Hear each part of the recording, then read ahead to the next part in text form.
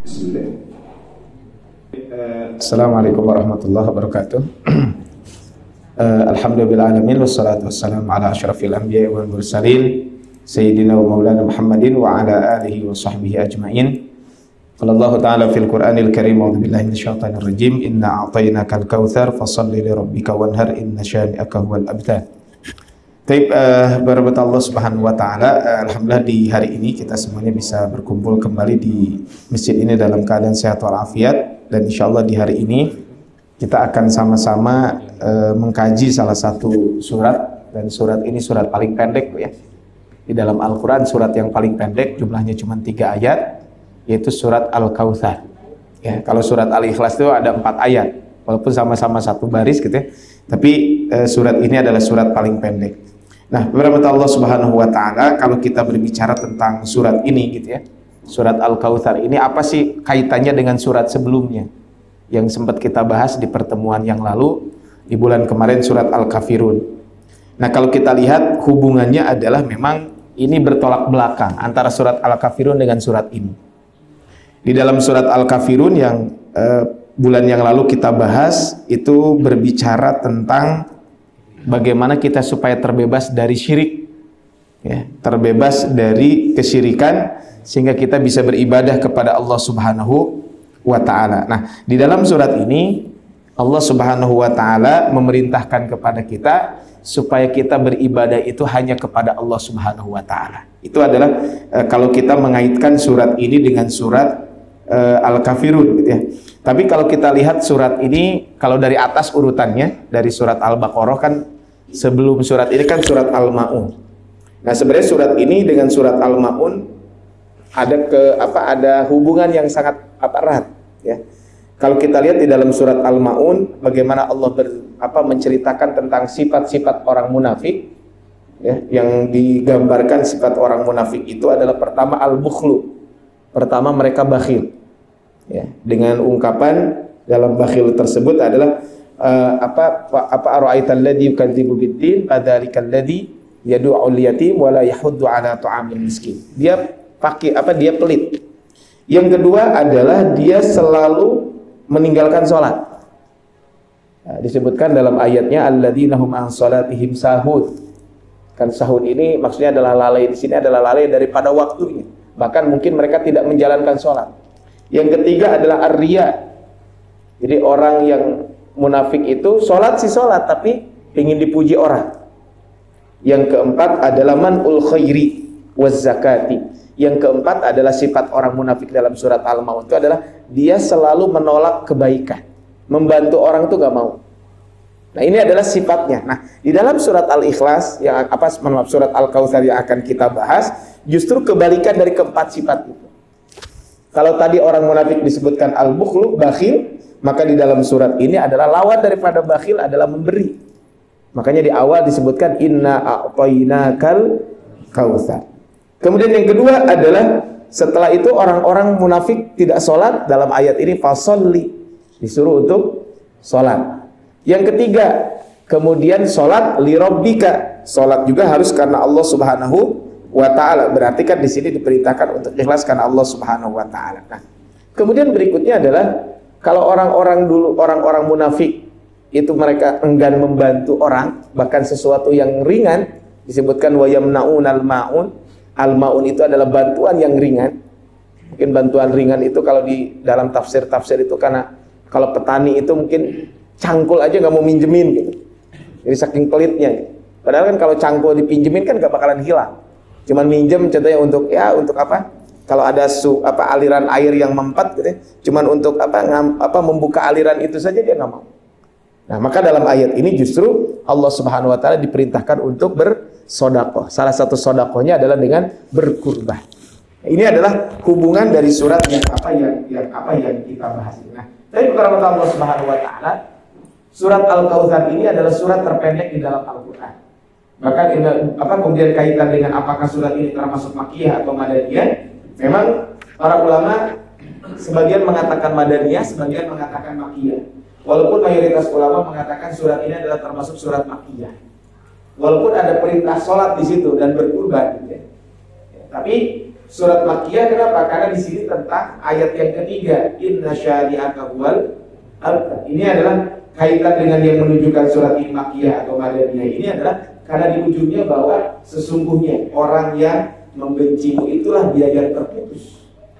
Dan kan kalau kita lihat asbabun nuzul surat ini kan tentang bagaimana Rasulullah SAW ketika beliau ditinggal wafat oleh putranya. Ya, karena orang Arab sering menyebutkan bataro itu adalah orang yang seseorang yang anak laki-lakinya meninggal dunia, itu namanya bataro. Dan ketika tahu Rasulullah SAW kan punya dua anak laki-laki, yaitu Ibrahim dan Qasim. Nah, dua-duanya kan wafat, dan wafatnya masih kecil dua-duanya. Ya, makanya salah satu syariat sholat gerhana itu kan ketika putra beliau meninggal dunia, orang-orang munafik, orang-orang kafir menyampaikan, wah, meninggal dunia ini berarti gerhana ini karena anak Muhammad meninggal dunia. Kemudian Rasul menyampaikan sesungguhnya matahari dan bulan itu tanda di antara tanda kekuasaan Allah Subhanahu wa taala.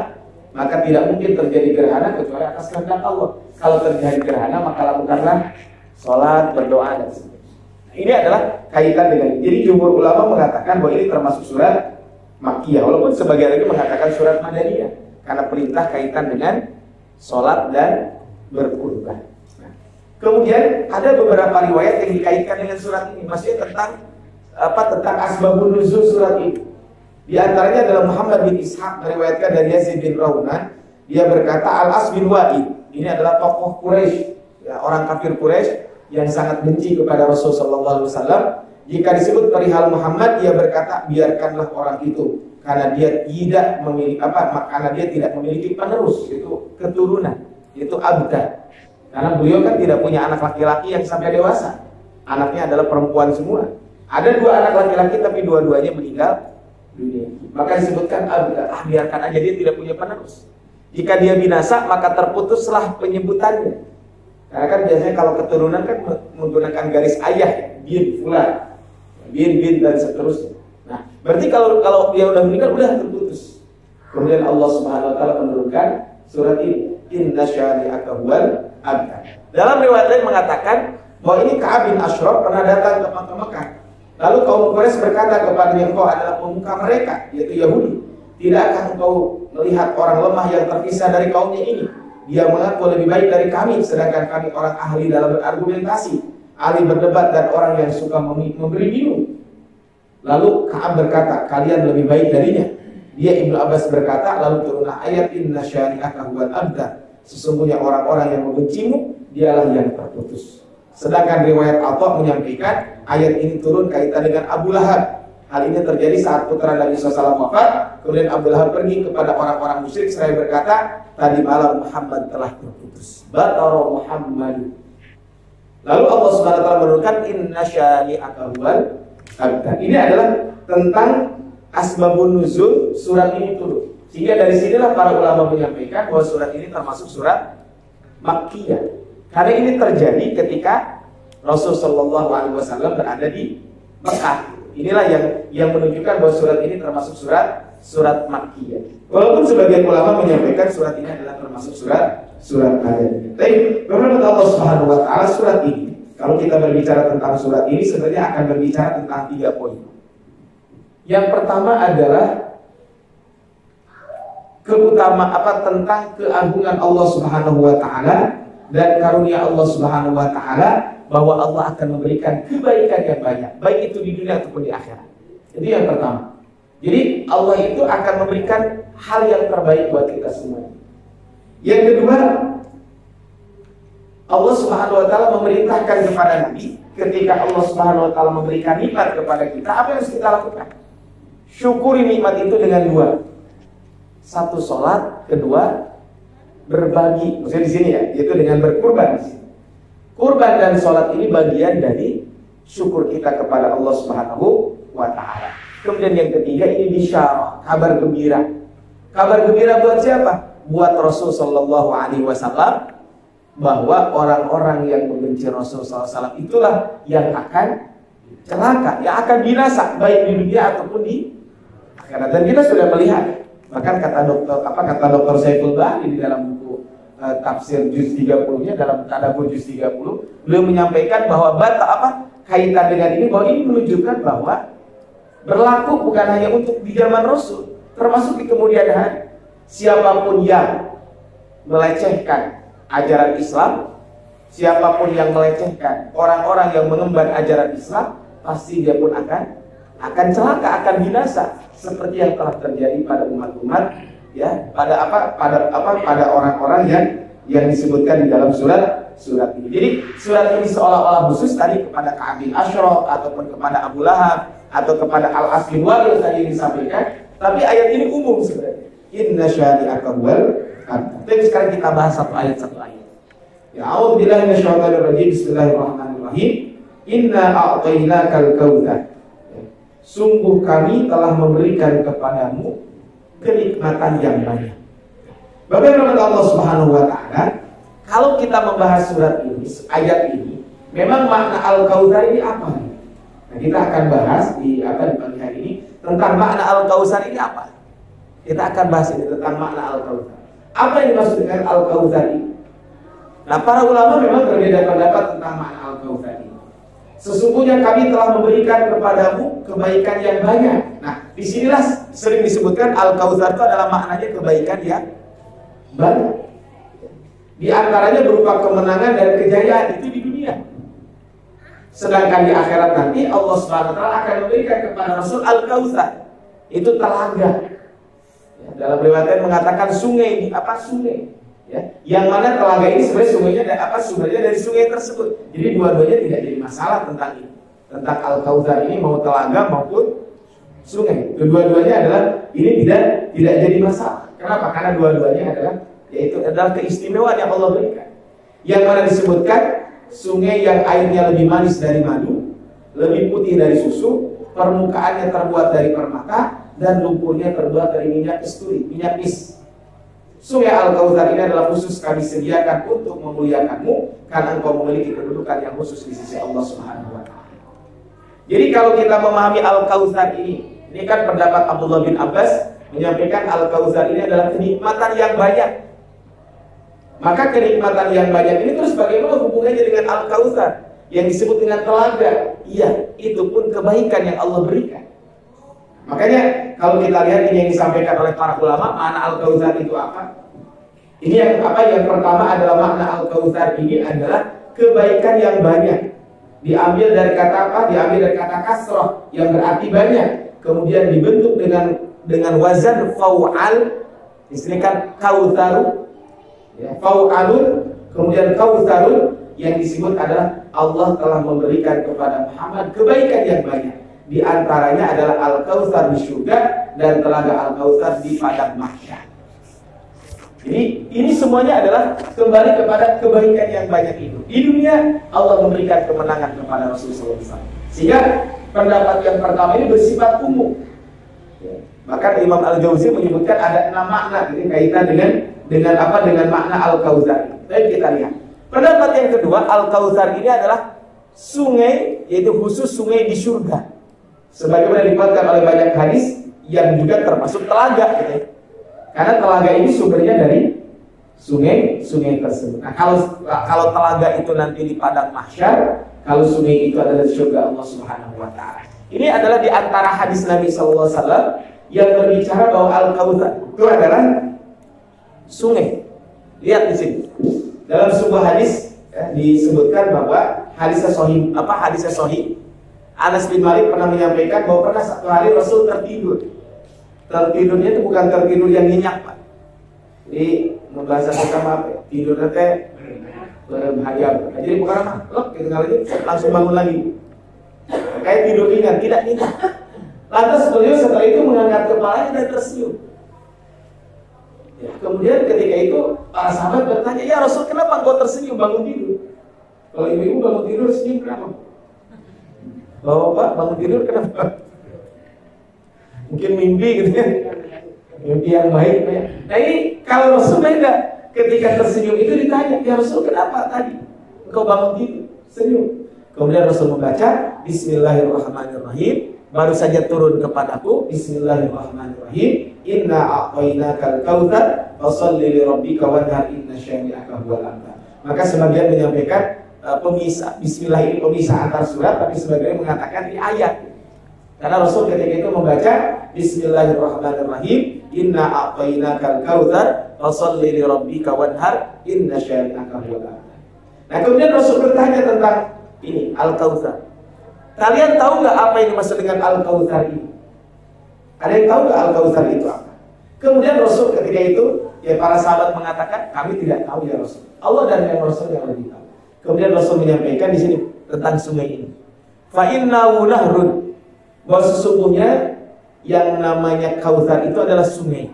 Wa adanihi Rabbi azza wa jalla khairun katsirun. Sungai yang dijanjikan Allah kepadaku, sungai tersebut memiliki kebaikan yang banyak. Wa khawdun taridu alaihi ummati yaumal qiyamah. Ia adalah telaga yang nanti akan didatangi oleh umatku pada hari kiamat. Ada aniyatuhu adadun nujum. Bejana atau gelasnya itu di telaga tersebut sejumlah bintang di langit, saking banyak. Fayukhtala'ul 'abdu minhum. Namun ya, jadi nanti umatku akan mendatangi telaga tersebut. Tetapi kata Rasulullah, namun ada dari sebagian hambaku ketika mendatangi telaga tersebut dia tidak bisa minum. Alhamdulillah. Jangan sampai kita termasuk orang ini. Betapa sedihnya, Pak. Kita mengaku umat Nabi tapi kita tidak bisa minum dari telaga Rasul sallallahu alaihi wasallam. Fa aqulu rabbi innahu min ummati. Rasul ini sayang banget kepada umat. Kemudian Rasul menyampaikan, wahai Rasulullah, dia itu umatku, kenapa dia tidak bisa minum dari telagaku? Kemudian fayaqulu ma tadri ma ahdatsat ba'daka. Muhammad, kamu tidak tahu apa yang terjadi setelahmu itu. Maksudnya adalah telah berbuat bid'ah sesudahmu. Mereka meninggalkan ajaran ini. Alhamdulillah. Dari kalau kita mengaku umat Nabi tapi Rasul tidak mengakui bahwa kita umat Nabi SAW. Itu yang pertama. Yang kedua, yang ketiga, kalau tadi adalah maknanya sungai, yang ketiga adalah yang namanya Al-Kautsar itu maknanya adalah telaga.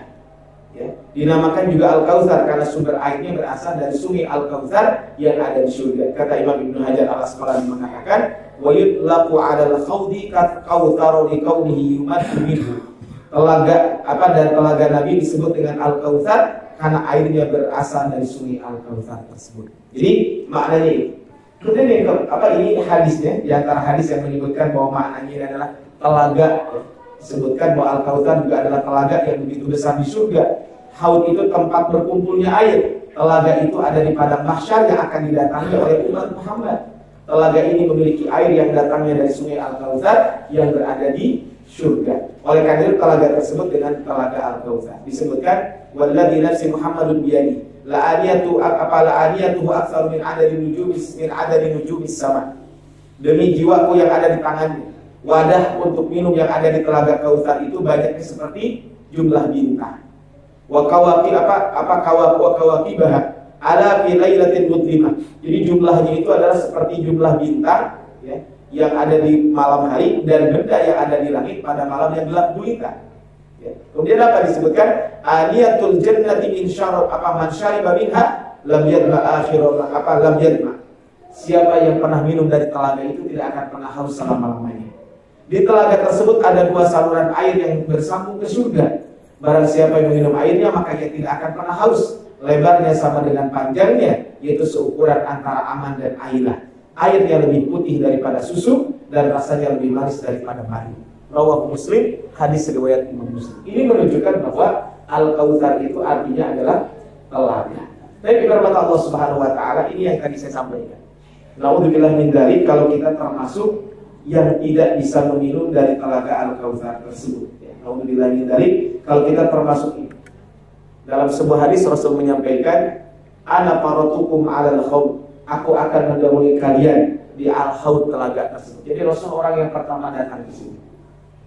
Kemudian la yurfa'anna ilayya rijalun minkum. Akan ditampakkan di hadapanku beberapa orang di antara kalian. Hatta idza ahwaitu la unawilahu. Ketika aku akan mengambil minuman untuk mereka dari al-khawd tersebut, tetapi apa? La unawilahu. Maka mereka itu akan dijauhkan dariku. Ukhturi juduni. Jadi mereka itu akan dijauhkan dariku. Jadi ketika akan diberikan minum, tapi mereka dijauhkan dariku. Fa'aqulu ay rabbi ashabi wahai Allah, sesungguhnya itu adalah umatku.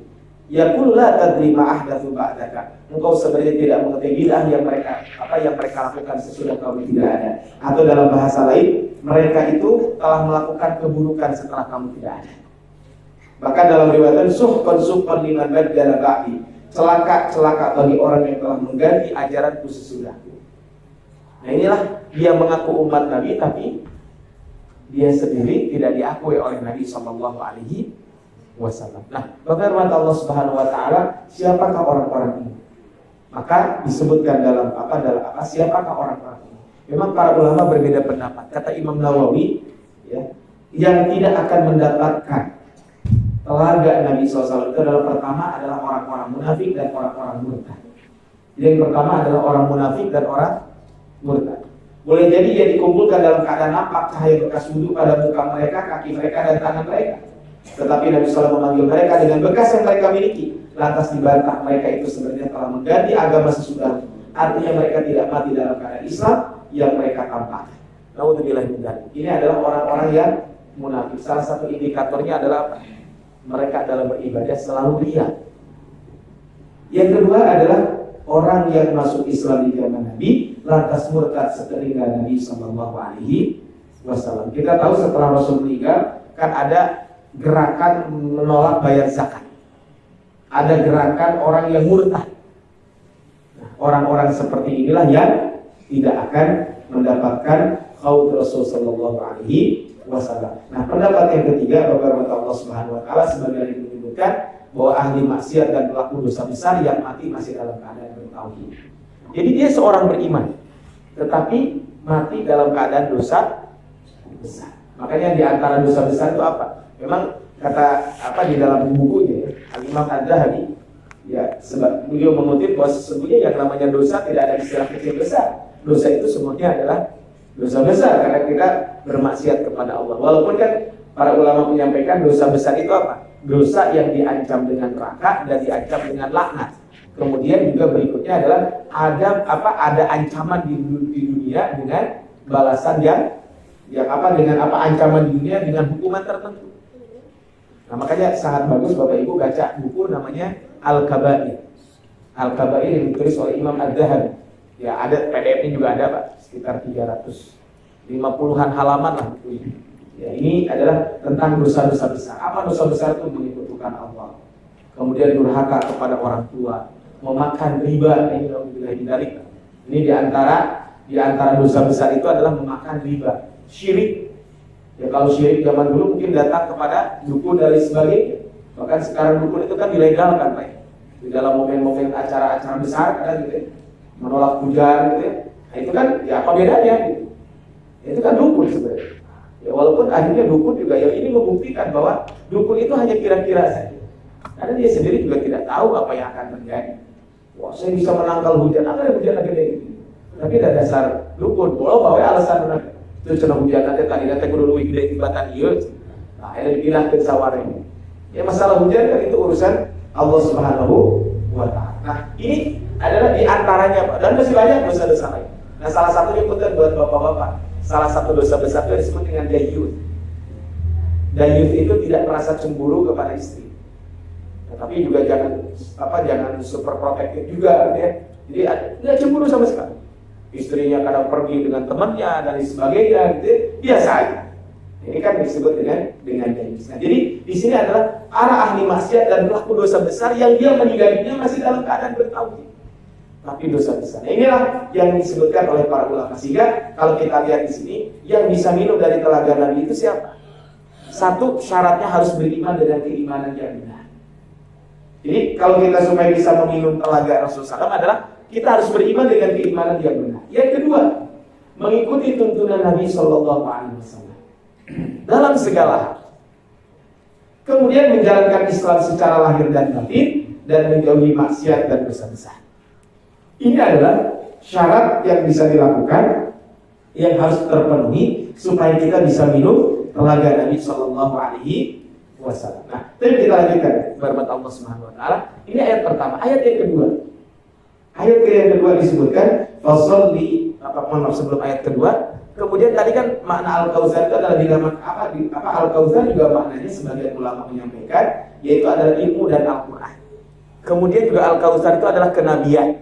Al-Kautsar itu adalah begitu banyak pengikut dan umat Rasulullah SAW. Intinya adalah kalau kita lihat di sini kata para ulama ketika menjelaskan kaitan dengan makna-makna ini, maka sesungguhnya kembali kepada makna yang pertama tadi, yaitu adalah al-khair al-katsir. Yang namanya Al-Kautsar itu adalah kebaikan yang banyak. Kebaikan yang banyak itu apa? Kebaikan yang banyak itu yang tadi disebutkan.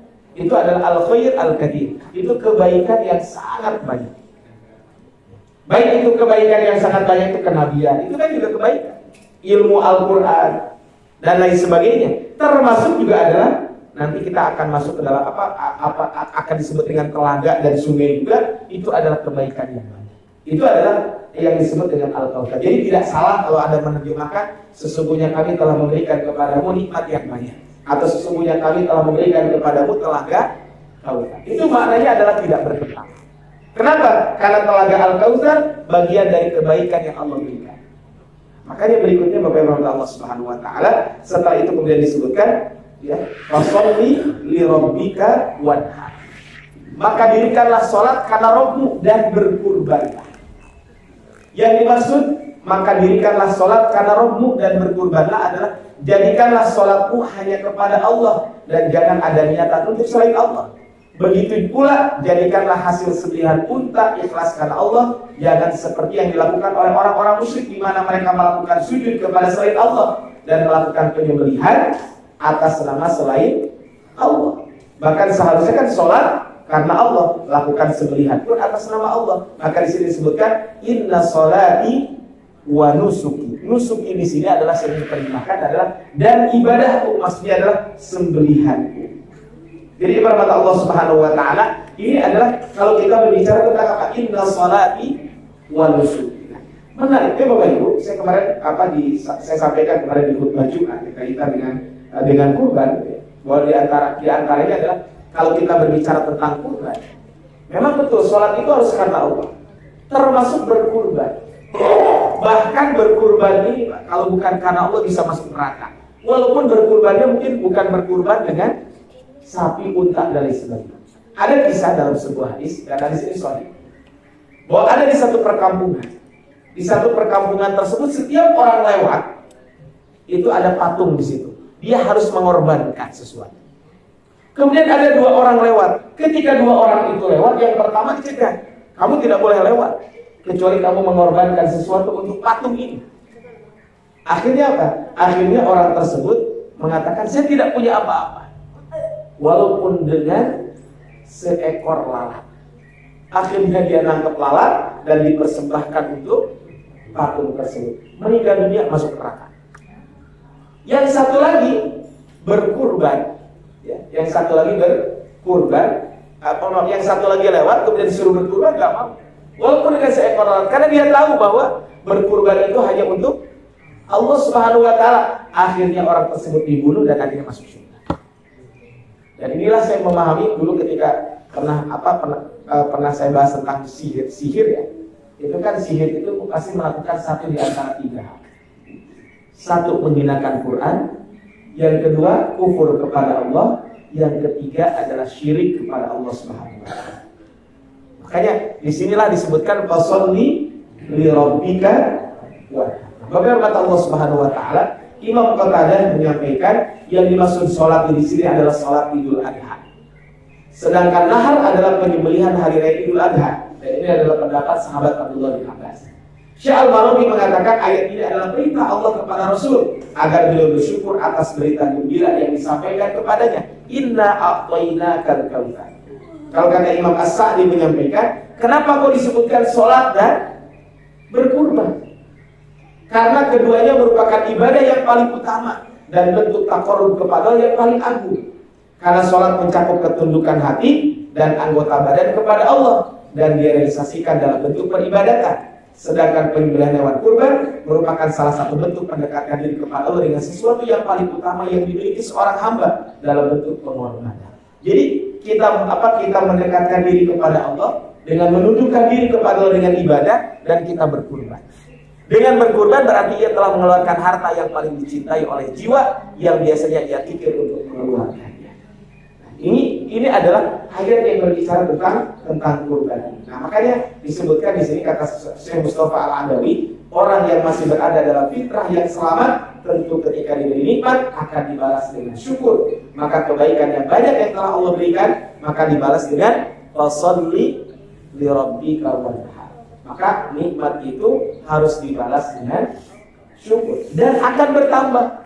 Inilah rahasianya. La in syakartu la azidannakum. Jika kalian bersyukur maka Allah Subhanahu wa taala pasti akan menerima kalian, akan menambah nikmat. Jadi syukur itu artinya pintu untuk supaya Allah menambah nikmat kita. Makanya kan beda, wala in kafartum. Kafarun itu kan artinya menutup. Ibaratnya gini, kalau gelas itu kalau ditutup kira-kira airnya bertambah? Enggak, tapi kalau dibuka pasti bertambah. Maksudnya kan kalau kita mau masukin sesuatu ke gelas, jadi contohnya air saya masukin ke gelas. Kalau gelasnya ditutup, nggak bakalan bertambah, airnya kemana-mana. Nah itulah syukur kepada Allah Subhanahu wa taala. Sehingga dari ayat ini maka di sini menggunakan huruf fa. Ada beberapa manfaat faidah dari ayat ini yang artinya adalah fasholli, maka dirikanlah. Hal ini menunjukkan sebab, yaitu seakan-akan Allah berkata, wahai Muhammad, karena engkau telah diberikan Al-Kautsar, maka sholatlah dan menyembelihlah. Jadi fa ini kan nyambung daripada ayat sebelumnya. Inna a'tainakal kautsar. Muhammad, aku telah memberikan kepadamu nikmat yang besar, maka karena telah diberikan nikmat yang besar, lakukan ini. Maka Rasul melakukan ini. Rasul itu pernah menyembelih 100 ekor unta. Dan itu beliau sembelih sendiri 63 ekor, sisanya diserahkan kepada Ali bin Abi Thalib. Kebayang ya tenaganya bagaimana? Menyembelih 63 ekor unta.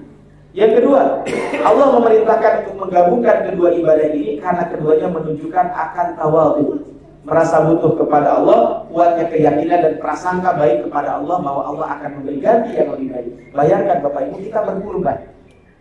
Berkurban itu kan kita memberikan sesuatu, dan itu dagingnya dibagikan, kan nggak boleh kita makan semua. Ya boleh kita mengambil sepertiga, kan 2/3-nya kita berikan, tapi yakin bahwa Allah pasti akan memberi. Nah, ini adalah tidak sebagaimana orang yang tidak menyembelih karena takut miskin dan kekurangan. Maka nanti kita bahas surat Al-Maun. Nah, Al-Maun itu kan jangankan suruh menyembelih kurban, sesuatu yang ringan saja. Mungkin kalau sekarang ada tetangga kehabisan garam, minta garam aja gak dikasih. Ya, kira-kira kalau minta garam berapa? Ya sasenok tidak masa juta ya, Bu. Ya kan? Moal aya nyungkeun uyah lah sakma 10 gandum moal aya.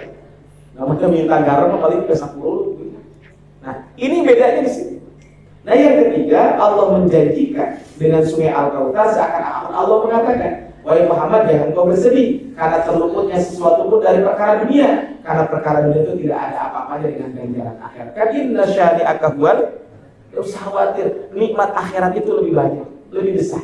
Ini adalah kalau kita berbicara tentang yang terakhir adalah manfaat di antara faidah bisa kita ambil dari ayat kedua ini adalah perintah Allah kepada Nabi untuk sholat dan menyembelih sebagai isyarat agar Nabi jangan peduli dengan cercaan kaum musyrikin, akan tetapi hendaklah Nabi menghadapi cercaan itu dengan sibuk beribadah. Jadi kadang kita jangan sibuk mendengarkan penilaian orang. Saya ingat dulu nasihat guru kami, ridhon nas ghayatul la tudrak. Kalau kita mencari keridhaan orang, selama-lamanya tidak akan pernah didapatkan. Kita menjadi orang terbaik aja di kampung, di masjid, di komplek, pasti tidak akan suka semua. Pasti ayah ini terus. Maka ridhon nas ghayatul la tudrak. Maka jangan kita memikirkan ucapan orang. Makanya ibaratnya begini, inna syari'aka huwal abtar. Udah biarkan saja mereka. Kamu fokus ibadah, sholat dan berkurban. Dan kami sungguh mengetahui bahwa dadamu menjadi sempit disebabkan apa yang mereka ucapkan. Inna syari'aka huwal abtar. Maka bertasbihlah dengan memuji Tuhanmu dan jadilah kamu di antara orang-orang bersujud. Dan sembahlah Tuhanmu sampai datang kepadamu yang diyakini itu adil. Ini adalah, jadi ayat ini adalah perintah tentang berkurban. Tapi kepada Allah Subhanahu wa taala sedikit mungkin saya perlu akan bahas di kesempatan kali ini ya, tentang beberapa hal kaitan dengan bab kurban. Ini kan ada kaitan dengan kurban, ini masalah kurban kontemporer, jadi saya bagikan filenya ini. Ini ada hal-hal kurban yang berkaitan dengan masalah muamalat kurban kontemporer. Kita akan bahas ya, karena ini yang sering terjadi di kita, mungkin tidak akan dibahas semua. Pertama di kita ini ada yang disebut dengan patungan kurban, ya.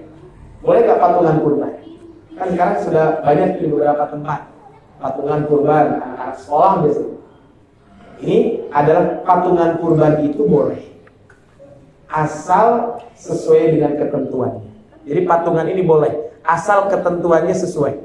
Apa? Yang pertama, jika jumlah pengurban, artinya orang yang patungan itu jika jumlah pengurban hewan yang disembelih dan peruntukannya memenuhi ketentuan fikih kurban, maka bernilai kurban. Jadi kalau sesuai dengan ketentuan boleh, tapi kalau tidak sesuai dengan ketentuan, maka itu tidak akan bernilai kurban, tapi bernilai sedekah. Jadi tadi kalau kita mau patungan boleh, tapi harus sesuai dengan ketentuannya. Apa ketentuannya di sini? Kenapa harus sesuai dengan ketentuan? Karena yang pertama begini, ibadah kurban itu adalah lebih dominan kaitan dengan ta'abudi. Ta'abudi itu apa? Bernilai ibadah, mengikuti tuntunan dalil daripada ta'akul logis dan bisa dipahami. Contoh gini Pak, sekarang kan kalau beli kambing berapa? Yang paling murah berapa kambing? Di daerah Bandung Cimahi 3 jutaan ada ya? Ya 3 jutaan lah. Mungkin kalau di daerah-daerah sih dapat mungkin 1,5 dan sebagainya. Taruhlah di sini 3 juta. Kalau dagingnya kira-kira jadi berapa kilo? Kalau yang 3 juta jadi berapa kilo daging? 10 kilo terus di tulang kita punya. Mau daging tunggu 10 kilo. Hari daging domba sama rasa kilo ini. Nah, ibu-ibu menaruhkan daging maka ibu-ibu. Terang tuh. Jarang geser tuh. Hari sapi sama ibu. Daging domba berapa Pak? Sekilonya Pak kira-kira? 100 ribu ada? Atau 200 ribu? Ya kurang lebih 100 ribu. Taruhlah 150 ribu aja. Kalau 150 ribu, kira-kira Pak jadi seberapa kilo dalam 2 juta? 20 kilo berarti ya? Kalau 3 juta kan 20 kilo. Kan kalau secara logika, daripada orang beli domba dibenci, kan dagingnya paling 10 kilo belum tentu Pak yang 3 juta itu. Taruhlah 10 kilo daging dengan tulangnya. Mendingan kayak menikah pasar. Menikah pasar bisa 20 kilo. Nah secara logika kan begitu. Tapi masalahnya bukan itu. Kurban itu syariat, yang mana nilai ibadahnya harus dikedepankan. Cenah tuh daripada muncit tanggal 10 mah 10, 11, 12, 17 kata hesen yang ngejagal. Beri muncit tanggal 14 harganya lebih murah dari sebagainya. Kan nggak bisa seperti itu. Karena tadi nilai ta'abudinya lebih dominan. Kemudian berniat kurban sebagai langkah takorrub. Ada kalau kurban itu kan dalam rangka takorrub. Nah sehingga karena ini adalah ta'abudi, kemudian harus ikhlas karena Allah, maka ada ketentuannya. Apa ketentuannya? Ketentuannya itu adalah harus memenuhi batas jumlah pengurban, di mana 1 ekor kambing untuk 1 orang dan 1 ekor sapi untuk 7 orang. Nah, kalau begitu boleh nggak iuran kambing sa-RT? Atau saya contoh gini, saya punya anak di kelas itu iuran, 1 kelas itu ada 30 orang, 1 anak iuran 100 ribu. Boleh nggak kurban sa-kelas 1 ekor kambing? Maka tidak boleh. Maka ini nanti nilainya bukan kurban, nilainya nanti akan jadi sedekah saja. Itulah ada ketentuannya Pak. Kalau sapi boleh patungan, tapi maksimal 7 orang. Maksimal ya. Kalau cuma 1 sapi, boleh nggak? Kalau satu orang Kalau 1 sapi cuma 5 orang yang patungannya, boleh. Jangankan 1 sapi 5 orang, 5 sapi 1 orang pun boleh. Ya kan? 5 sapi 1 orang aja boleh, gitu ya. Apalagi 1 sapi oleh 5 orang.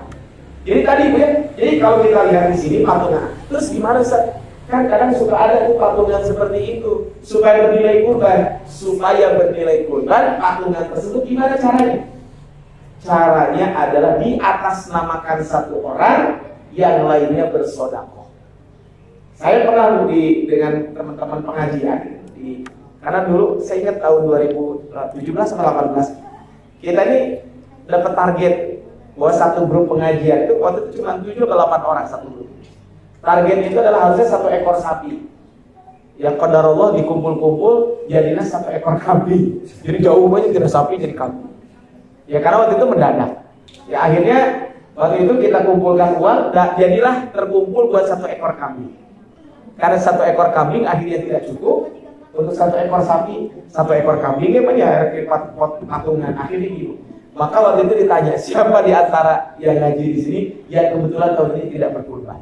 Atau kurban Ustaz? Saya kurban alhamdulillah. Yang lain kurban. Ada 1 kebetulan nggak kurban. Yaudah kalau begitu, nah ini kambing buat kamu aja.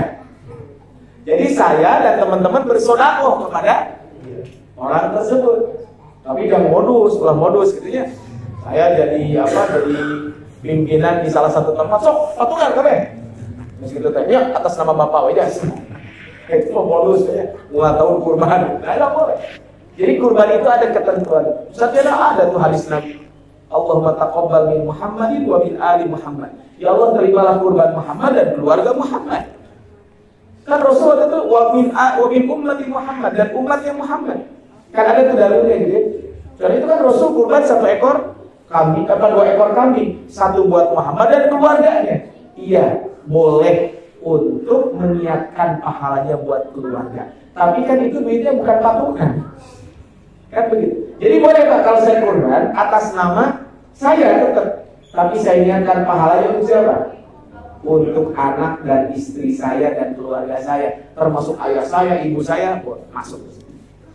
Jadi itu adalah yang disebutkan dengan tadi. Jadi patungan pahala boleh, maksudnya meniatkan pahalanya untuk keluarga. Tapi kalau patungan kaitan dengan penyediaan hewannya, maka kurban itu adalah ada ketentuannya. Sapi untuk 7 orang, kalau kambing hanya 1 orang saja. Jika jangan sampai pilih kurban, ya kurban sah keluarga Abdurrahman Wahid, tapi domba hiji. Jangan keluarga Abdurrahman Wahid, cukup aja Abdurrahman Wahid. Nah, nanti baru saya meniatkan pahalanya untuk siapa? Untuk keluarga saya. Terusan boleh kan tadi Rasul berkurban untuk umatnya. Boleh nggak Ustaz kurban atas nama jamaah? Ya nggak bisa, Bu. Nggak bisa, ini khusus buat Rasul Sallallahu Alaihi Wasallam. Itu yang pertama. Ibu-ibu ada arisan kurban? Nggak ada ya. Nah, bisi ayat arisan kurban. Ayat mana namanya arisan gitu ya. Boleh nggak arisan kurban? Arisan kurban itu boleh. Tapi harus memenuhi syarat. Apa syaratnya? 1, nominal uang yang diterima dan dibayarkan sama. Jadi uang yang dibayarkan dan uang yang diterima adalah sama. Contohnya begini, patungannya adalah apa? Patungannya 500.000 dan di situ ada 6 orang, berarti berapa dapatnya? 3 juta. Ya udah 3 juta dapat.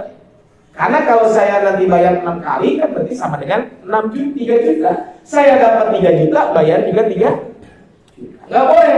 Nanti yang dapat pertama 3 juta dapatnya. Kalau yang dapat terakhir 5 juta. Nggak boleh. Harus sama. Yang didapatkan dan yang diterima adalah harus sama. Kenapa? Wa kullu qardin syarata fihi an yazidahu fa huwa haramun bi ghairi khilaf. Setiap pinjaman yang syaratnya harus ada tambahan, maka para ulama sepakat itu diharamkan tanpa ada perbedaan. Yang kedua, hewan kurban yang diterima itu senilai dengan uang yang dibayar, bukan senilai dengan berat. Jadi ibarat mata Allah Subhanahu wa taala, kalau kita mau arisan kurban, arisannya uang, bukan arisan kambing. Karena kalau kambing tahun ini harganya 3 juta, tahun depan kira-kira berapa? Dengan berat yang sama. Beda kan? Nah kalau begitu, kalau beda beratnya nanti, berarti uangnya akan beda. Tahun ini 3 juta, tahun depan mungkin 4 juta. Contohnya dia, waktu rugi, cina orang menang tahun lain 7 juta, tahun harap 4 juta. Kan bayarnya jadi berbeda. Nah, makanya di sini tadi saya sampaikan, uang yang diterima dan diserahkan harus sama. Sehingga hewan kurban yang diterima itu senilai dengan uang yang dibayarkan. Dan terkonfirmasi atau diketahui sejak awal arisan agar terhindar dari boros. Yang keempat, yang ketiga di sini ada kemampuan bayar dan tidak meninggalkan kebutuhan yang lebih prioritas. Sok aya nu miring arisan tapi hayang nate menang unggul. Geus menang mungkin. Kan suka ya begitu. Yes. Saya juga Ustaz ada ikut arisan, saya juga ikut arisan. Kebetulan saya dengan beberapa ustadz lain gitu ya, dari sejak awal pandemi gitu ya, kita buat arisan. Tapi kita sistemnya arisannya gimana? Ya sahawe butuh gitu ya. Jadi tuh dipocok oleh, tapi butuhnya sekali teman 5 kali ya. Mual bulan butuh atau bahaya. Jadi kita sistemnya adalah begitu awal itu sok siapa yang mau nomor pertama, siapa yang nomor kedua, siapa yang nomor terakhir, bangga lah itu. Ya nanti kalaupun ada kebutuhan itu mah cincai lah ngobrol ceritanya. Saya harusnya dapat bulan ini, tapi teman saya ada yang lebih butuh, ya udah kasih aja dia. Nah giliran dia dapat tapi saya seperti ya nggak masalah. Tapi tadi jangan sampai kita arisan gengsi. Sehingga akhirnya apa? Meninggalkan kebutuhan yang lebih prioritas. Jadi intinya adalah ya sebenarnya arisan itu kan hutang piutang. Makanya apa? Misal gitu ya, objek arisan adalah uang, dengan uang tersebut anggota arisan memberi hewan kurban. Saya dapat 3 juta, yang tahun ayeuna memberi 7 juta dan sekian kilo, tahun depan mah beda. Saya ingin sama, ya tambahan itu nyarira. Saya tahun ini yang dapat si A, tahun depan yang dapat saya, supaya dapat sama gimana? Ya tetap uang yang diterima tahun ini 3 juta, tahun depan juga. Nah, saya mau pengen nambahin aja kok kami itu supaya lebih gede. Ya nggak apa-apa itu mah. Sisanya mah adalah tambahan dari saya secara pribadi. Nah, untuk bisa berkurban dibuatkanlah arisan tersendiri dan 5 orang. Masing-masing akan membayar dengan total 5 juta. Secara bergiliran setiap peserta arisan akan mendapatkan uang tersebut. Nah kemudian ini Pak, sekarang kan musimnya kalau kurban itu transfer ya. Karena rata-rata ditransfer, nggak cash. Boleh atau enggak? Ya mungkin kalau transfernya ke DKM kan mesti transfer banyak ya tah ya. Kan ketemu gitu. Tapi kan ini transfernya kadang di luar. Saya contohnya kurban di kampung halaman, masih juga nggak ketemu sama DKM ini. Cuma saya mau modal transfer. Nah, boleh berkurban diwakilkan. Kan sebenarnya transfer untuk kurban itu kan sebenarnya secara tidak langsung itu adalah kurban diwakilkan. Boleh nggak kita mewakilkan? Boleh. Pada prinsipnya berkurban dengan memberikan amanah kuasa kepada pihak lain itu diperbolehkan dengan memenuhi ketentuan. Satu, hadis Nabi SAW pernah Rasul ketika itu berkurban. Ketika berkurban 100 ekor tadi, kemudian Rasul menyembelih 63 ekor, sisanya diberikan kepada Ali untuk ngurus. Summa atau aliyan pada haramah baroginha. Kemudian kurban itu diberikan kepada Ali, maksudnya Ali mengurus ke kasih nama pek. Jadi boleh Bapak Ibu kita mewakilkan. Analogi kias udhiyah dengan al-hadi yang boleh diwakilkan dan menyembelih. Mungkin Bapak Ibu yang pernah haji, kan jemaah haji Indonesia kan mayoritas tamattu. Tamattu itu kan harus menyembelih hewan namanya hadiyu. Kita disebut dam, gitu, padahal itu istilahnya hadiyu. Nah, hadiyu itu ada yang pernah lihat nggak menyembelih? Saya alhamdulillah belum pernah lihat. Jadi saya belum pernah melihat penyembelihan hadiyu tersebut. Ya tapi kan boleh-boleh saja, ya silakan saja. Jadi konteksnya kaitan dengan ini. Sehingga apa tuntunannya? Nominal biaya yang dikirim telah diterima oleh penerima amanah. Jadi kalau saya nitip ke masjid A, jadi uangnya sudah diterima. Yang kedua, besaran nominal sesuai dengan ketentuan syariat. Tadi ada ketentuannya, kalau di sini kan 3,75 ya. Udah. Kejelasan dalam perjanjian bahwa penerima amanah akan melakukan penyembelihan dan penyaluran secara detail. Berkurban melalui lembaga yang amanah sudah profesional bisa menjadi pilihan. Atau melalui masjid gitu ya. Maka ini adalah kaitan dengan jadi kita ada nggak yang niat bareng dengan akikah? Niat kurban bagi apa sekalian akikah gitu ya. Para ulama mengatakan tidak boleh atau tidak sah satu sembelihan diniatkan kurban dan akikah sekaligus. Jadi gini Bu, mungkin saja di keponakan saya ini istrinya kemarin melahirkan. Ya, pas beberapa hari yang lalu Senin kemarin. Itu kan melahirkan. Berarti kan kalau Senin gitu ya. Kan berarti kalau Senin besok ini hari ini hari Minggu ini hari ke-7. Hari ke-7-nya hari ini. Berarti kan kalau minggu depan, jadi hari Ahad ke depan itu kan hari ke-14. Jadi kalau hari Ahad depan itu hari ke-14. Supaya kurban menang gitu ya, akikah menang. Saya kumaha dilihatkeun gitu ya. Ka masjid ka DKM dan Pak tasen abdi ya nitip hewan kurban. Tapi niat abdi beri akikah.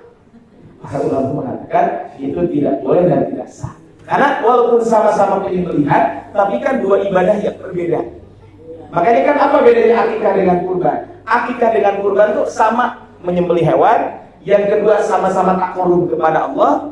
Nah, yang membedakan adalah kalau kurban 10 sampai 13, kalau akikah ketika waktunya sudah ditentukan. Walaupun sebagian ulama boleh-boleh saja kaitan dengan kurban ini disatukan dengan akikah. Nah sekarang lagi ramai ini Pak, digital kurban melalui lembaga. Boleh tuh tidak?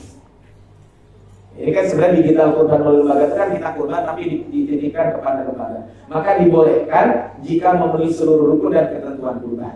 Yang pertama adalah kan standar ijab kabul serah terima itu merujuk kepada al-urf, tradisi. Jadi kan kalau kita transfer kadang melalui lembaga kita juga nggak pernah ketemu kambingnya seperti apa. Kalau saya nitip ke masjid ini kan saya pasti tahu kan. Tapi kalau melalui lembaga kadang ya kambingnya juga mungkin kan kambingnya nggak satu-satu kan, belinya kan mungkin satu kandang gitu, karena namanya lembaga kadang kan. Tahun kemarin teman-teman saya itu di daerah pedalaman NTT itu yang beli sampai berapa ratus ekor gitu. Ya memang ada penyembelihan satu-satu. Tapi kan standar ijab kabulnya gimana? Ya ijab kabulnya kan transfer, nggak pernah ketemu dengan orang. Maka ya cuma dikembalikan kepada tradisi saja. Nah, akan dituangkan secara tertulis melalui korespondensi atau dengan menggunakan cara-cara komunikasi modern. Contoh gini Pak, kemarin ada ibu-ibu yang bisa kena nitip ke lembaga A, terus si lembaga A tuh WA, assalamualaikum, saya dari ini sudah terima transfer dari ibu dari sebagainya, insya Allah nanti akan saya laksanakan sebagaimana ketentuan syariat. Ada ibu telah menitipkan ke lembaga kami. Nah, kan bisa jadi seperti itu. Jadi mungkin dengan kue tansil lah dan sebagainya. Yang kedua, boleh mewakilkan kepada pihak lain untuk melakukan penyembelihan dan distribusi. Jadi boleh. Yang ketiga, pengurban dapat menyediakan biaya pemotongan dan distribusi. Jadi mungkin ada biaya tambahan kan Pak?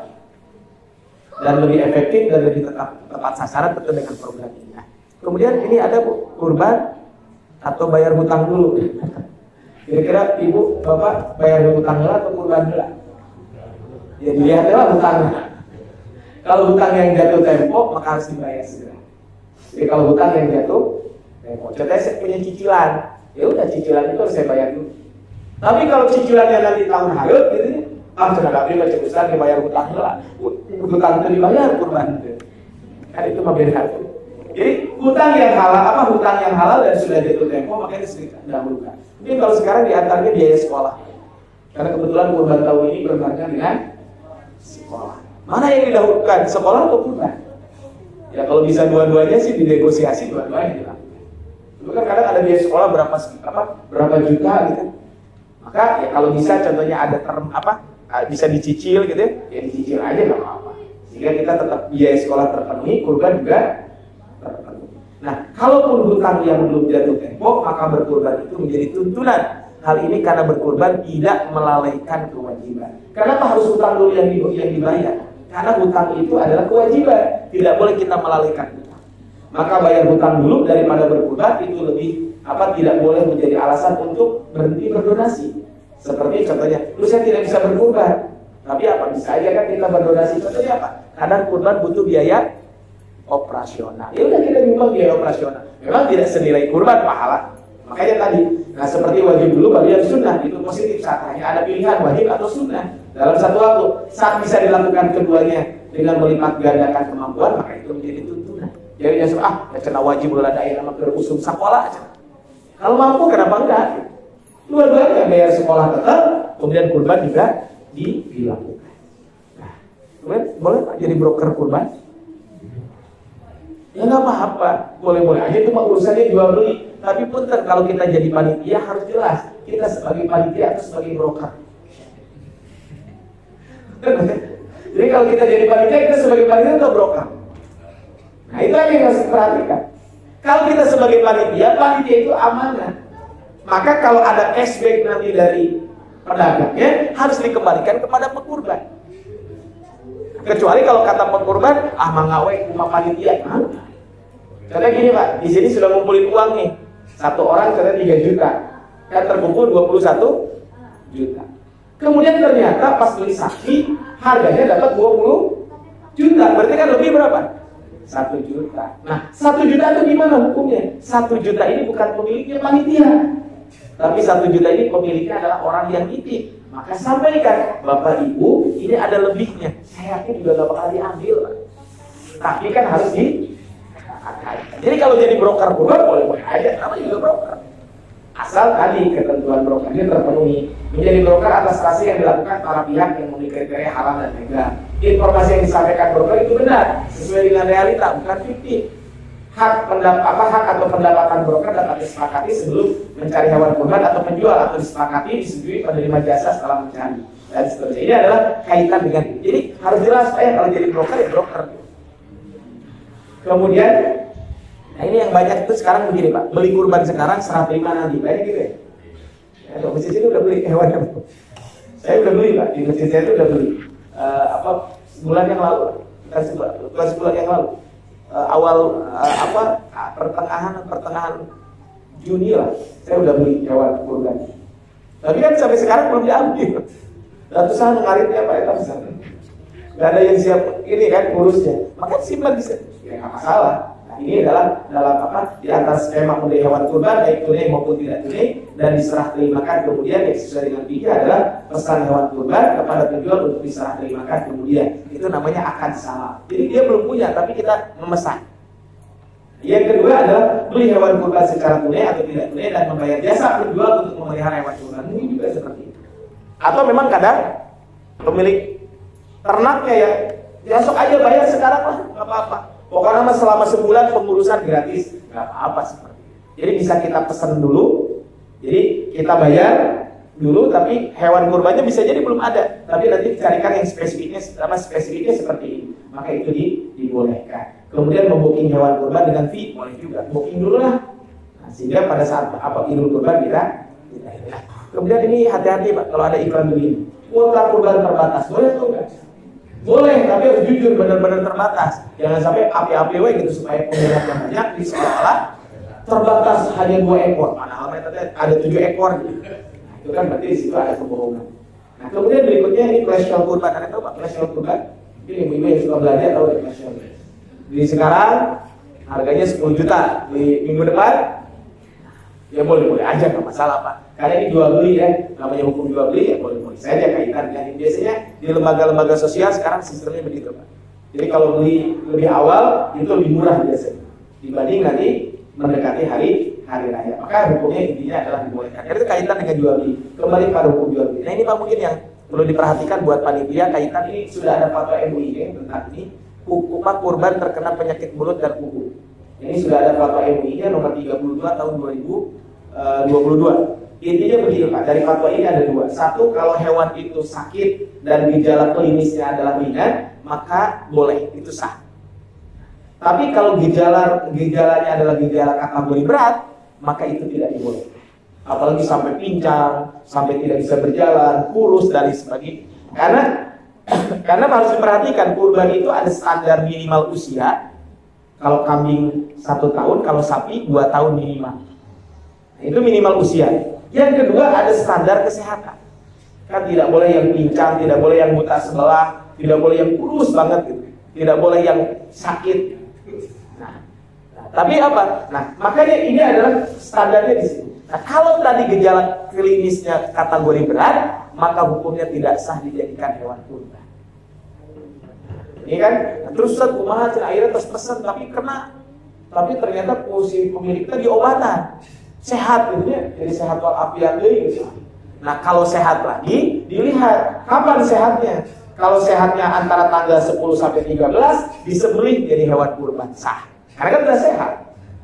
Tapi kalau ternyata sehatnya tanggal 14, nah itu berarti tidak bernilai kurban, itu bernilai sedekah biasa. Karena kurban itu ada batasan waktunya. Kemudian berikutnya Pak ini dapat cashback, boleh ya seperti tadi. Cashback itu sekali adalah tergantung status kitanya seperti apa. Cashback boleh diberikan atas pembelian kurban selama tadi ya, harus jelas pakai sekali. Kemudian biaya operasional kurban ini bagus lah. Biaya operasional kurban itu bisa dari pekurban atau bisa dari orang lain, maka itu cuma konteks kaitannya ini. Kemudian kulit hewan kurban boleh nggak dijual? Di sini adalah kulit hewan kurban ini memang sebagian ulama boleh menjual ketika ada kemaslahatan lebih, dan itu adalah untuk diberikan kepada fakir miskin. Jadi bukan diberikan plastik, karena sebagian suka jamisan plastik. Jadi enggak. Jadi plastik itu jangan diambil dari hewan kurban. Kemudian jangan sampai kulit dijual tapi dijadikan upah. Jadi kulitnya dijual kemudian dijadikan Makanya boleh dijual, sebagian ulama mengatakan di antara Imam Abu Hanifah, dengan hasil penjualan disedekahkan untuk duafa. Dan itu kalau kemaslahatan ada. Tapi sebaiknya sebaiknya tidak dilakukan. Karena ada larangan, jangan kalian menjual hewan kurban. Maksudnya apa? Menjual hewan kurban itu apa? Kalau kita berkurban, jangan sampai bagian dari hewan kurban itu kita jual. Kulitnya, kepalanya, dari sebagainya. Ini adalah kaitan dengan bab ini. Maka ya ini kaitan dengan ini, maka tentu lebih hati-hati adalah tidak menjual. Nah ini Pak, mungkin yang sekarang lagi ramai, distribusi daging kurban melalui olahan boleh atau tidak? Ini biasanya di lembaga-lembaga ya. Contohnya kurban tapi jadi olah, jadi rendang, jadi abon dan sebagainya. Maka ini boleh selama dua hal ini terpenuhi. Pertama, distribusinya itu adalah memang lebih bermanfaat dan lebih maslahat. Yang kedua, memenuhi ketentuan fikih kurban. Nah ini harus ada ketentuan fikih kurban. Apa ketentuannya, Pak? Ketentuannya tidak beda. Pertama adalah apa tuntunan hadis Nabi SAW, kan kita dibolehkan untuk apa? Di sini wadakhiru. Jadi makanlah, berikan makan dan simpanlah. Simpanlah itu berarti kan boleh kita mendistribusikannya tidak hari ini, besok, hari sebagainya. Sesuai dengan makosid kurban. Tujuan kurban kan di samping rasa syukur juga pemberdayaan ekonomi dan sebagainya. Nah kemudian MUI juga sudah mengeluarkan fatwa nomor 37 tahun 2019 tentang pengawetan dan pendistribusian hewan kurban dengan olahan. Sudah ada fatwa MUI nomor 37 tahun 2019. Walaupun tadi Pak, penyembelihannya tetap ada ketentuannya, harus tanggal 10 sampai tanggal 13. Kemudian kambingnya itu adalah atau sapinya juga memenuhi kriteria usia. Kemudian jangan sampai berpenyakitan dan sebagainya. Jadi tetap ketentuan itu harus dipenuhi. Jadi tidak lantas boleh udah enak gitu mah. Terus meser daging di pasar kemudian dibuat rendang ya. Karena tetap harus disembelih. Bahkan mungkin bagusnya adalah kalaupun nanti dijadikan olahan, mungkin sebagian tetap didistribusikan. Sebagian langsung didistribusikan. Contohnya kalau sapi ada satu pintal, ya mungkin yang 30 kilonya dibagikan, nah yang 70 kilonya dibuat olahan dan lain sebagainya. Ini adalah, nah ini Pak mungkin kita sering, atau ada yang di perusahaan-perusahaan, ada yang pernah kurban atas nama perusahaan atau atas nama pemerintah, atas nama dinas. Ya kan juga ada Pak. Nah kurban itu ibadah personal, bukan ibadah perusahaan. Maka kalau kurban atas nama perusahaan itu bukan kurban, itu namanya adalah sedekah. Jadi kalau Bapak Ibu kurban atas nama perusahaan itu bukan kurban, tapi itu adalah sedekah. Terus gimana tuh supaya bernilai kurban? Satu, yang kurban udah pimpinan perusahaannya. Saya katanya punya perusahaan kurban 10 ekor sapi, ya udah semuanya atas nama saya. Atau yang kedua adalah kalaupun tidak atas nama saya, atas nama karyawan saya. Boleh. Berarti kan saya sebagai pemilik perusahaan bersedekah kepada karyawan.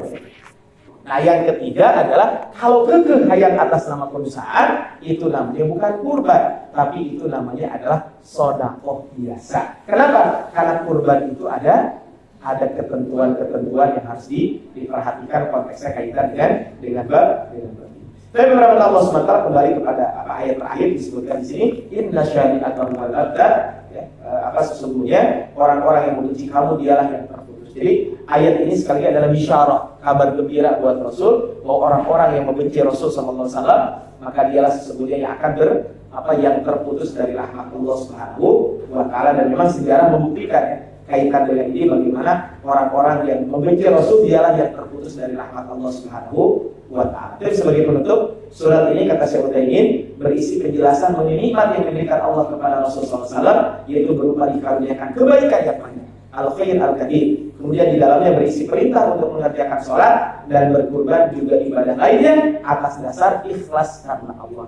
Kemudian terakhir dijelaskan bahwa siapa yang membenci Rasul dan membenci satu saja dari ajaran beliau, mereka lah yang nantinya terputus, yaitu tidak mendapatkan kebaikan dan keberkahan. Dari beberapa Allah SWT dari surat ini, maka pelajaran penting buat kita adalah satu, mungkin ini harus jadi evaluasi buat kita secara berkala. Tahun ini kurban enggak atau tidak? Kalau seandainya tahun ini enggak kurban, kenapa? Kemudian bolehlah kita merencanakan untuk di masa yang akan datang kita berkurban. Nah mungkin cara kurban itu kan bisa dengan nabung di masjid, nabung dengan mangga lah itu dengan komunitas dan sebagainya. Karena biasanya kalau kopi kedang ngegeblok mah rada ngadeg-deg lah. Tapi kalau nabung insya Allah lebih lebih ringan. Jadi kalau saya ilustrasikan ini, nabung kurban itu sebulan cukup dengan 250.000 atau 300.000. Kalau istri kan 375 kan berarti kalau 12 bulan kan ya sekitar 300 ribuan lah ya. Kalau 300 ribu kan nanti kurang 150 ribu mau bulan gitu. Kan setahun kan 3,6, jadi kan 3,75 kan berarti kurang 150. Jadi kita nabung sebulan itu 300 ribu. Kalau per hari berapa? 10 ribu. Saya cenah beda lima penghasilan kayak kiraan ya terus dipotong setengah. Nah, kita tahun depan tidak kurban tapi 2 tahun lagi insya Allah kita kurban 5.000 sebulan. Sehari berarti sebulan 150.000. Ustaz berat 150.000 gitu. Dan penghasilannya berkurang terus setengah jadi sabarah 75.000. Insya Allah 4 tahun ini kita akan isi berat kene eta 250 sabarah 75.000 potong beli setengah. Jadi sabarah berarti 75.000 berarti ya 30 ribuan lah ya. Sehari 1.000 insya Allah dalam 8 tahun bakal kurang. Dan apa? Penting mah aya usaha gitu ya. Nabung ya daripada tidak sama sekali. Ya, kabur mau insya Allah pahala sudah sampai. Karena kita sudah niat. Nah, caranya kumaha ibu kaleng pengumuman masih kena ayah ibu. Masih kena ayah ibu. Umpamanya ayah, istrinya tukang las tuh. Ayah tukang las, dielas Pak. Dielas, udah apa dielas? Lalu dielas kayak butuh dicongkak. Jadi ini mah cara aja Bu ya. Kan setiap orang masih akan ada lah. Ada di salah satu kantor itu, jadi dipotong. Jadi siapa yang mau kurban tahun depan, itu bendahara di kantor itu motong gajinya disimpan di ada saat tabungannya gitu ya. Nah ini kan sehingga tahun depan itu tinggal bayar kekurangannya nggak terlalu besar. Ini kan contoh Bu ya. Nggak bisa kan seperti itu. Atau mungkin di masjid. Ya, saya dengan teman-teman dulu pernah berjalan 2 tahun lah. Cuma setelah itu les gitu karena ya, dari mulai ini jadi berat. Jadi ketika nabung mah subhanallah, kalau udah nabung mah kan gini mah, pasal cina ini 3 bulan ini kurban nih Ustaz baru sekian, oh ya jadi semangat kan? Oh ya ingat bisa nabung ada 2 juta, kurang aja yang takut. Nah kita kan pasti akan lebih Ustaz, apakah kurban cukup 1 ekor? Nah, kalau bisa 100 ekor ya kena naon. Jadi minimal 1 ekor gitu. Tapi kalau ada lebih ya nggak masalah. Jadi jangan sampai berpatokan cekap hiji, ya nggak apa-apa. Tapi kan kalau kita mampu lebih dari itu, ya tidak jadi masalah. Dan ternyata betul harus ada niat. Ini sedikit cerita. Tahun kemarin kakak ipar saya kurban 1, 2. Jadi 2/7 sapi. Jadi 2/7 sapi. Terus saya panasin. Saya bilang, mau selayak ada hiji sapi. Macamnya tahun harum. Jadi tahun 2/7 deh ya. Setiap kurban kan 2 sapi. Kesahuran gitu ya. Alhamdulillah. Setelah diniatkan gitu ya. Tahun ini bisa kurban 1 ekor sapi sendirian. Pas kamar jadi kurban, alhamdulillah jadi tahun harum berarti minimal hiji deui kita. Ada kakak ipar satu lagi pas kurban, biasa kurban beliau di 2 tempat gitu ya. Nah tahun kemarin itu kurban 1 ekor sapi di dekat rumahnya, yang satu lagi di tempat lain. Nah terus kakak ipar saya tuh bilang, wahid cerita dia, naon lah tinggal dia cerita, besi dari ayah cerita dia. Nah insya Allah besinya mau dilaat sebagai motivasi. Tahun harum kurban di dia. Alhamdulillah tahun ini bisa. Jadi ya intinya mah punya niat aja. Ya. Masalah nanti kita sampai ke situ atau tidak itu mah bab lain. Tapi kita kalau sudah niat, insya Allah akan mudahkan kepada kita. Seandainya kita keburu meninggal dunia, insya Allah sudah tercatat. Kan kelebihannya dalam Islam itu kan begitu. Faman hamma bihasanati. Siapa yang melihatkan satu kebaikan, maka sudah dapat 1 kebaikan. Baru niat. Kalau dilaksanakan 10 kali lipat. Itulah yang bisa kita lakukan. Dan berkat Allah SWT itu saja yang kita sampaikan. Mudah-mudahan bermanfaat. Saya kembalikan kepada MC.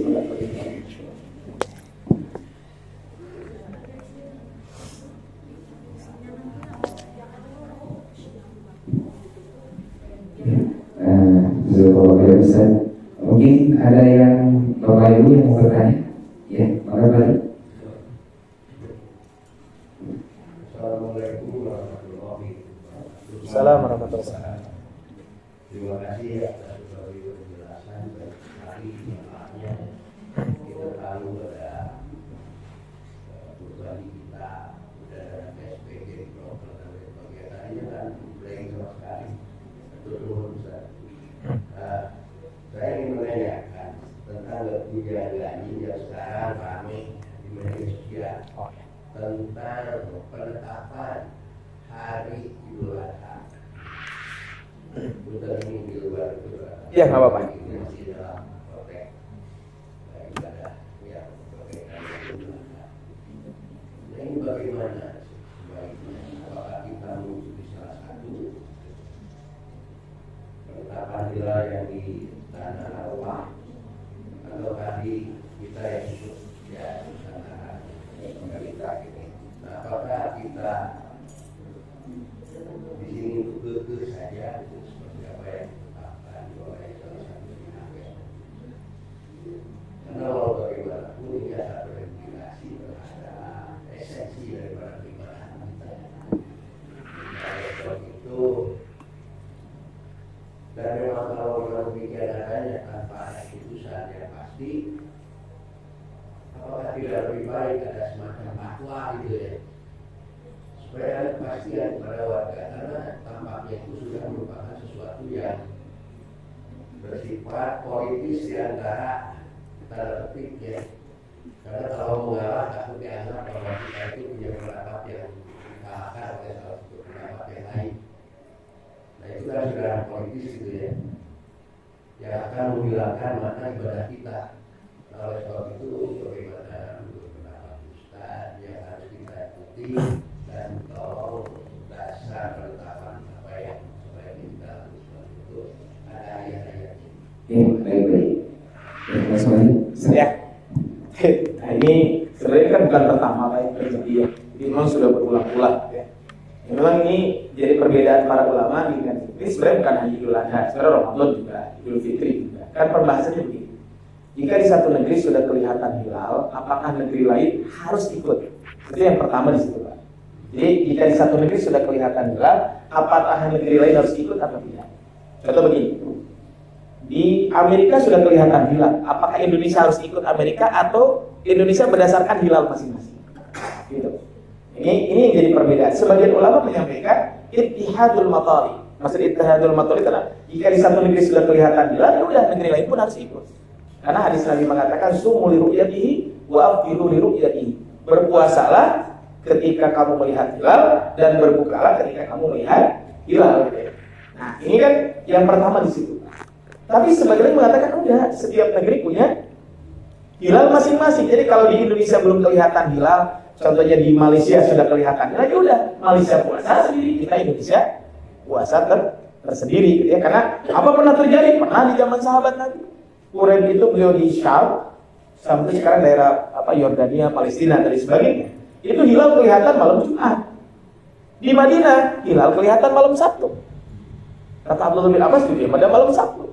Untuk sudah diurang malam Jumat. Jadi ini memang sebenarnya tidak ada kaitan dengan politis dan lain sebagainya gitu ya. Ini konteksnya kaitan dengan ini.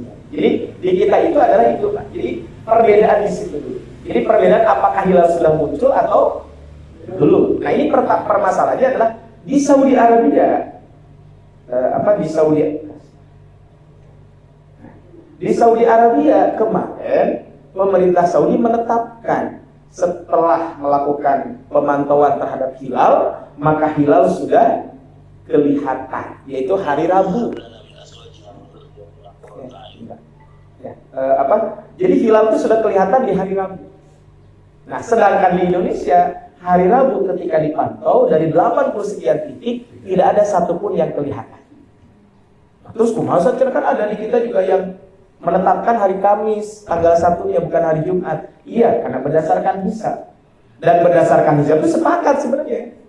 Memang hari itu hilal sudah muncul, tetapi apakah hilal muncul itu sudah kelihatan atau belum? Itu perbedaan lagi di situ. Makanya kan pemerintah Indonesia ya, bersama negara-negara Asia Tenggara ya, itu sudah sepakat bahwa hilal itu akan kelihatan jika ya, ketinggian hilal itu sudah 3 derajat.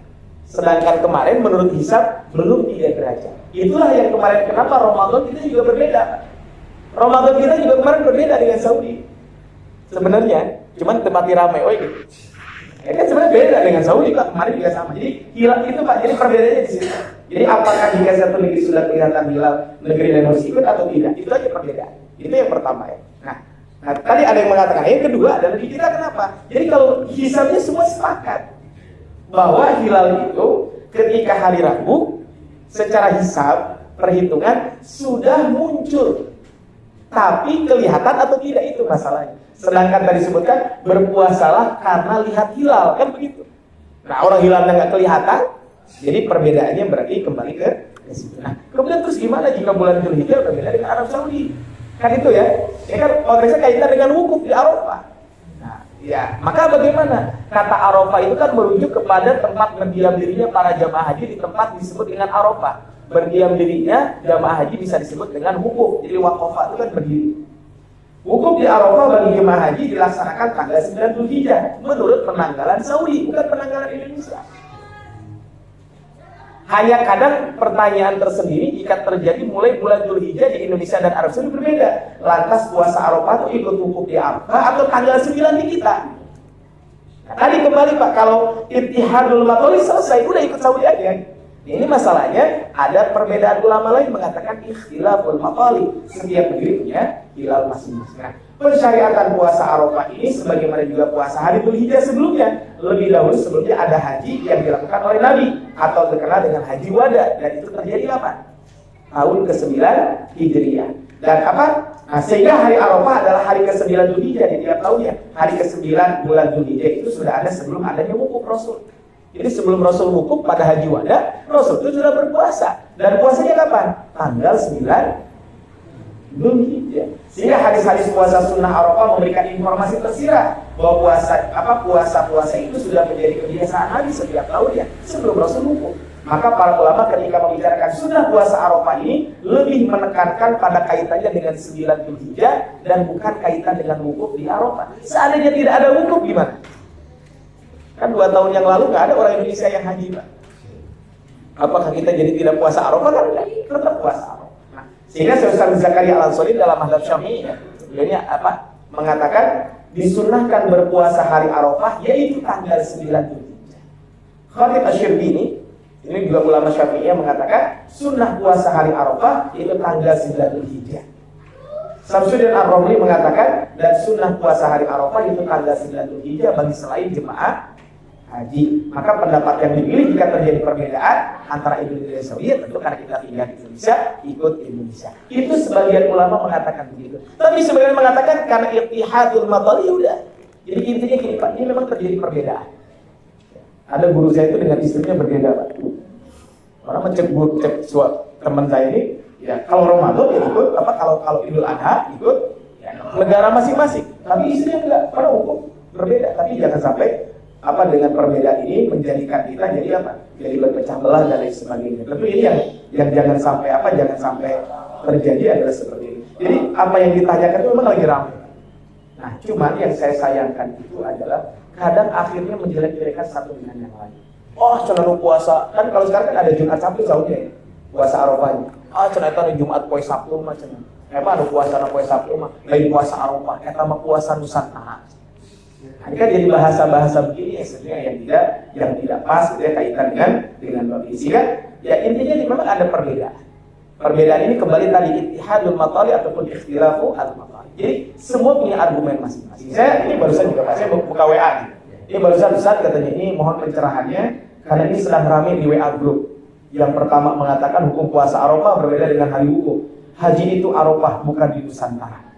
Ya haji kan? Ya haji kan betul. Haji itu memang bukan di Indonesia. Tapi masalahnya tanggal 9-nya itu. Nah ini kan jadi ramai. Maka saya sih secara pribadi ya mangga. Kalau saya contohnya ikut ini, mangga hormati yang lain.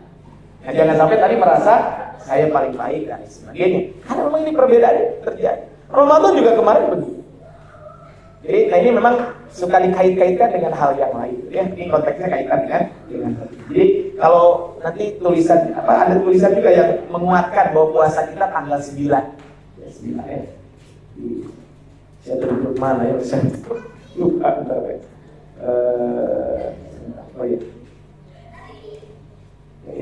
Ini contoh Pak ya, ini yang menguatkan bahwa saum kita ini adalah mengikut ya, hilal lokal gitu ya. Jadi saya tidak berbicara Indonesia ya. Ya hilal lokal, kalau saya tinggalnya di Amerika ya berarti ikut hilal Amerika gitu ya. Nah, Karena Rasulullah SAW kana yasumu tis'an min Dzulhijjah.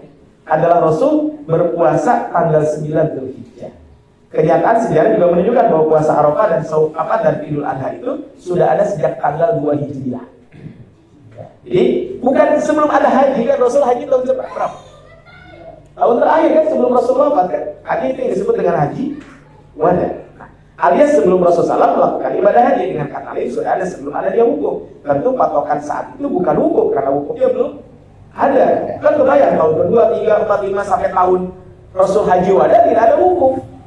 Tapi Rasul puasa tanggal 9. Al-Hafidz Ibnu Hajar menyebutkan bahwa puasa Arafah sudah dikenal dan biasa dilakukan generasi awal Islam pada masa Nabi dan para sahabat. Artinya kebiasaan ini menunjukkan bahwa saum Arafah 9 Dzulhijjah dan sholat Idul Adha adalah 10 Dzulhijjah. Itu terjadi karena waktunya bukan semata-mata karena ada wukuf. Nah, cuman memang perbedaannya tadi, Pak.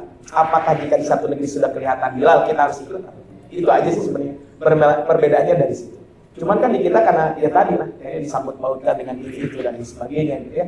Ini yang mungkin yang harus diperhatikan. Jadi saya sampaikan, mangga lah yang mau saum hari Jumat, ya silahkan. Yang mau saum hari Sabtu juga silahkan. Saya mau lebarannya mau hari Sabtu, maka mau lebarannya hari Ahad. Nah, kalau hari Sabtu kan berarti mengikuti pendapat ulama ittihadu al-matalib. Sedangkan bagi yang tidak yang saumnya bukan hari Ahad, yang lebarannya hari Ahad berarti kan mengikuti ikhtilaful matalib. Setiap negeri punya hilal masing-masing. Tapi kalau yang saumnya hari Sabtu, lebarannya hari Ahad berarti ikhtilaful matalib. Setiap negeri punya hilal masing-masing. Sebagaimana kemarin Ramadan ya. Ramadan kan kemarin sama Pak. Lebaran Pak. Hari kemarin mah karena awal wukul biasanya dalam awal puasa berbeda ada masalah. Rame bisa kayak Ramadan lebaran. Kemarin lebaran nama bareng gitu. Kan kemarin sama ya, betul nggak? Saudi itu kemarin Ramadan itu hari Sabtu, tanggal 1 Ramadan itu. Kita hari apa? Masih ingat Pak? Saya ingat hari Ahad. Karena saya ingat malam Sabtu Sabtu subuh itu ada jadwal kajian. Nggak jadi kajiannya karena pengajiannya tanggal 1 Ramadan. Karena ada tanggal hijri Ramadan, jadi batal pengajiannya. Saya ingat waktu itu. Jadi karena belum 1 Ramadan, saya katanya dibatalkannya karena alhamdulillah. Saya bisa kumpul dengan keluarga. Nah, cuman kan kemarin lebarannya bersama-sama kan. Kenapa? Karena memang ketika hari terakhir Ramadan itu adalah hilal sudah di angka 4. Jadi memang kalau hilal di bawah 3 derajat pasti nanti akan ya, ada perbedaan. Dan saya di Saudi pernah Pak. Negara Saudi beda dengan negara lain, saya pernah ngalamin. Saya kebetulan ketika 11 tahun lah di Saudi. 4 tahun saya Ramadan di Saudi. Pernah satu waktu Ramadan itu beda dengan yang lain. Ya udah, nggak masalah. Kita juga menghormati, tapi sebenarnya adalah intinya saling menghormati. Itu Pak ya, ini kaitan ini kalau ini sebagian mengatakan begitu ya, kalau ada berbeda ya silakan. Wallah. Terima kasih banyak Ustaz ya. Jadi alhamdulillah kita sudah mendapatkan pemahaman yang utuh ya. Dan seperti itu Ustaz, kalau misalnya istihad ulama itu Ustaz, kalau misalnya itu benar itu dapat 2 ya Ustaz. Ya. Kalau salah itu 1 ya Ustaz. Ya. Artinya apapun yang kita ikuti kalau itu sudah berdasarkan istihad ulama itu baik. Jadi demikian Bapak Ibu,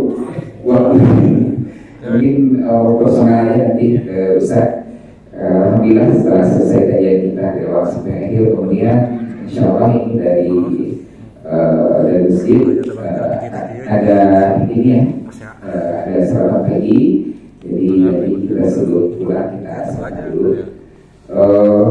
Mungkin itu saya mewakili pengurus masjid dan khususnya di sini juga bidang dakwah mengucapkan terima kasih banyak kepada Bapak Ibu yang sudah meluangkan waktunya untuk tamu ini pagi ini. Kemudian kami mohon maaf jika ada yang kurang maksimal kurang berkenan.